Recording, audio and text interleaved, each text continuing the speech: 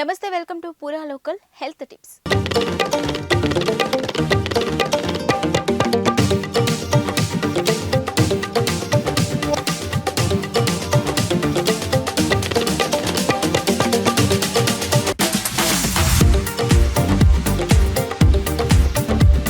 సరిపడా నీళ్లు తాగకపోతే శరీరం పనితీరుపై ప్రభావం పడుతుంది. ద్రవ సమతుల్యత దెబ్బతింటుంది. సరిపడా నీళ్లు తాగకపోతే శరీరంలో ఎలాంటి మార్పులు జరుగుతాయో ఈ స్టోరీలో చూద్దాం. చలికాలంలో ఎక్కువగా దాహం వేయదు. చల్లని వాతావరణం కారణంగా చాలా మంది నీళ్లు ఎక్కువగా తాగరు. అయితే ఇది ఆరోగ్యాన్ని దెబ్బతీస్తుందని నిపుణులు అంటున్నారు. బయట ఉష్ణోగ్రతలు తక్కువగా ఉన్నప్పటికీ సరిపడా నీళ్లు తాగకపోతే శరీరం పనితీరు దెబ్బతింటుంది. నీళ్లు సరిగ్గా తాగకపోతే తేలికపాటి నుంచి తీవ్రమైన అనేక ప్రతిచర్యలకు, శారీరక మార్పులకు లోనవుతుంది. ఎందుకంటే తగినన్ని నీళ్లు తాగకపోతే శరీరం ముఖ్యమైన విధులు నిర్వహించడానికి, ద్రవ సమతుల్యతను కాపాడుకోవడం కష్టమవుతుంది.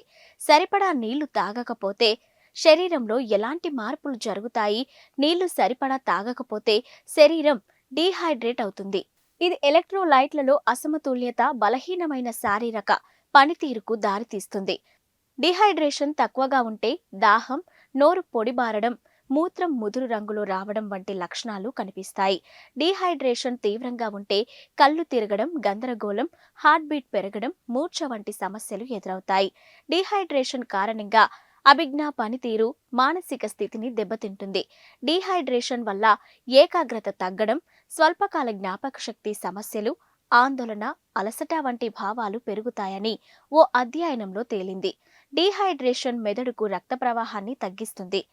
ఇది మెదడు పనితీరును ప్రభావితం చేస్తుంది, ఏకాగ్రతను దెబ్బతీస్తుంది. డీహైడ్రేషన్ శరీర పనితీరును ప్రభావితం చేస్తుంది. ముఖ్యంగా వర్కౌట్స్ చేసినప్పుడు, శారీరక శ్రమ ఎక్కువ ఉన్నప్పుడు డీహైడ్రేషన్ రక్త పరిమాణం తగ్గిస్తుంది. ఇది కండరాలకు ఆక్సిజన్, పోషకాలను సమర్థవంతంగా రవాణా చేసే శరీర సామర్థ్యాన్ని బలహీనపరుస్తుంది.